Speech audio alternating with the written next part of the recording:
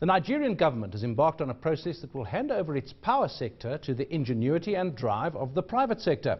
The Minister of Power has said the country's power generation capacity will hit 12,000 megawatts by 2015.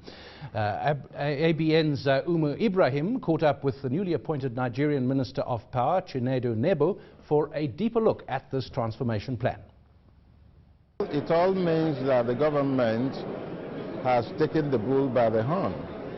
In other words, all the preparation for this very event to ensure the privatization of the entire power sector as a means of revamping the power sector of the economy and ensuring that Nigerians have light, and then removing the hands of the government from the generation and the distribution aspect of the power sector has now started.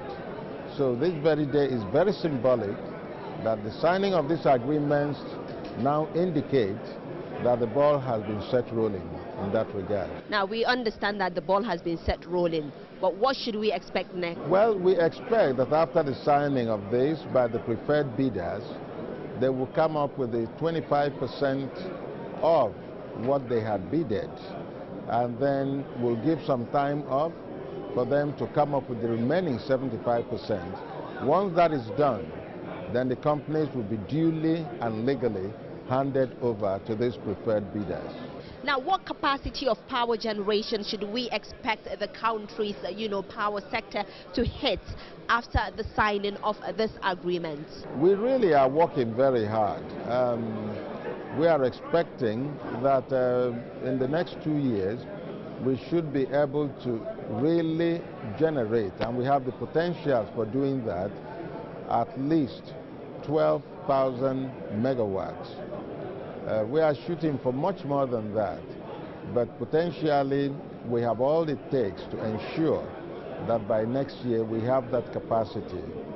So what we are having problems and challenges with is essentially transmission.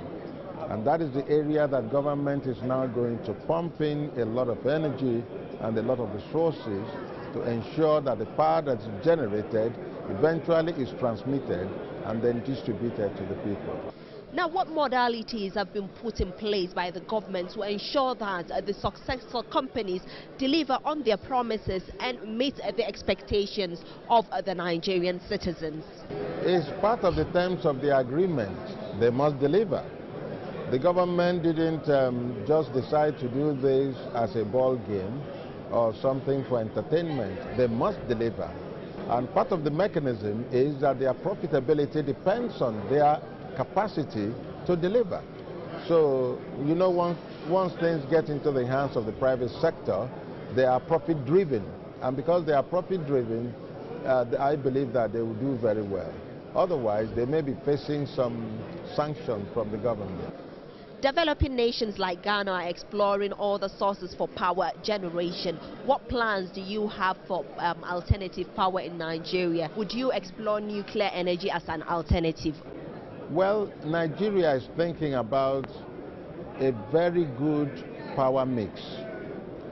We are thinking about the regular gas-fired turbines.